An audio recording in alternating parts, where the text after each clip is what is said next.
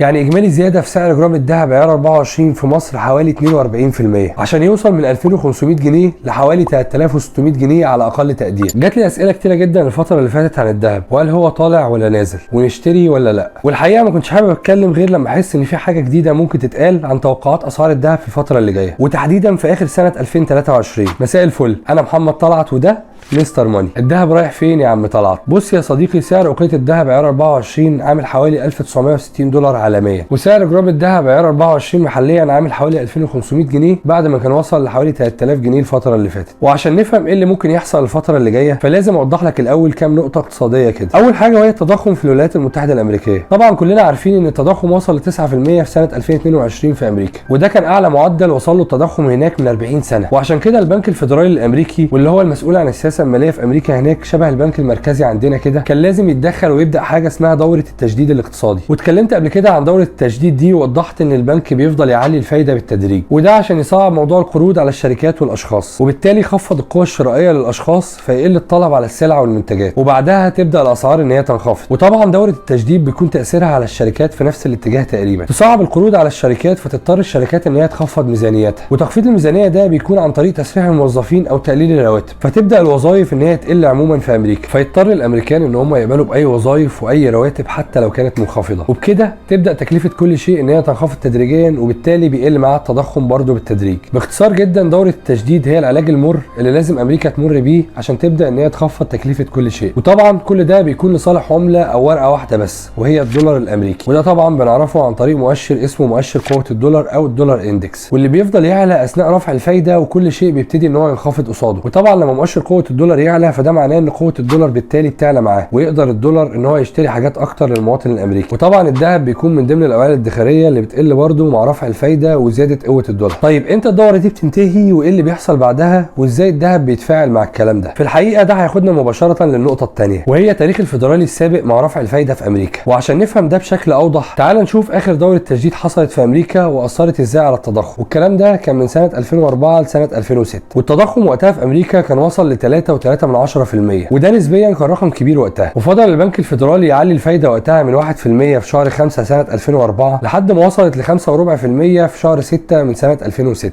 الغريب وقتها ان التضخم ما قلش، بل بالعكس زاد ووصل ل 4.2%. وطبعا الفيدرالي ما قدرش ان هو يواصل في رفع الفايده وقتها، وقرر ان هو يثبت الفايده، لان العلاج المر ده لو استمر وفضل يزود في معدلات الفايده ممكن يعمل ازمه في الاقتصاد الامريكي، وساعتها ما تقدرش الشركات الامريكيه الكبيره ان هي توفي مصاريف التشغيل بتاعتها، وبالتالي تبدا ان هي تفلس ويدخل الاقتصاد الامريكي كله في حاله ركود، وتبدا الدنيا تفرقع في وشهم. المهم بعد ما الفيدرالي وصل لمعدل فايده 5.4% قرر ان هو يثبت على المستوى ده لمده سنه وشهرين، وتحديدا لحد شهر 8 من سنه 2007، ونجح من خلال السياسه المتشدده دي ان هو يقلل التضخم من 4.2% ل 2% بس. طيب ده معناه ايه بالنسبه للذهب؟ انجزني يا عم عشان انت دوختني معاك. ده يا سيدي هياخدنا للوقت الحالي. الفيدرالي كرر نفس السيناريو بالظبط بتاع 2004 2006. بعد ما التضخم وصل ل 9% في شهر 6 2022 الفيدرالي قرر ان هو يخش دوره تجديد، وبدا ان هو يرفع الفايده من 1% في شهر 5 2022 لحد ما وصلت ل 5.4% في شهر 5 من 2023. وساعتها بقى اللي هو دلوقتي التضخم نزل فعليا لحوالي 3% بس، وده كان افضل فعليا من التوقعات اللي انا تخيلتها وهي 4%. طبعا الفيدرالي غير شويه في طريقه حساب التضخم، وبقى بيحسبه على اسعار سنه واحده فاتت بدل ما كان بيحسبه على اسعار السنتين اللي فاتوا، ولكن ده مش موضوعنا دلوقتي. الفيدرالي قرب جدا لمستهدفه من التضخم وهو 2% تقريبا، وده في الاغلب بنسبه كبيره هيخليه يثبت الفايده في اجتماعه القادم في 26/7 اللي جاي، او يرفعها للمره الاخيره بمقدار 0.4% ثم يبدا ان هو يثبتها لحد اخر السنه، ويبدا يخفضها مع بدايه السنه الجديده باذن الله. وده معناه بالنسبه لنا ان دوره التجديد في امريكا انتهت تقريبا، واحنا على وشك الدخول في دوره صعود جديده للاسواق، وعلى راسهم الذهب اللي يعتبر امن وعاء ادخاري في التاريخ لحد دلوقتي. والحقيقه في دوره 2004 2006 وتحديدا من بعد تثبيت الفايده ل 5.4% سعر الذهب طلع من 640 دولار الاوقيه في شهر 6 2006 لحوالي 740 دولار الاوقيه في شهر 8 2007. وبعدها اول ما الفيدرالي قرر ان هو يخفف ايده شويه ويقلل معدل الفايده، سعر اوقيه الذهب وصل ساعتها ل 1000 دولار الاوقيه في شهر 3 سنه 2008، يعني بعدها ب7 شهور بس زاد حوالي 50%. ودي بالمناسبه كانت قمه تاريخيه جديده بالنسبه لاسعار الذهب. يعني الذهب ساعتها زاد في المرحلتين، سواء مرحله تثبيت الفايده واللي قعدت حوالي سنه وشهرين، او حتى المرحله اللي بعدها وهي تخفيف الفايده واللي اسمها دوره الانتعاش الاقتصادي. والخلاصه ان الفيدرالي ليه حد معين من رفع الفايده مش بيقدر ان هو يتخطاه مهما كانت الاسباب، حتى لو التضخم ما وصلش الرقم المطلوب زي دورة 2004 2006،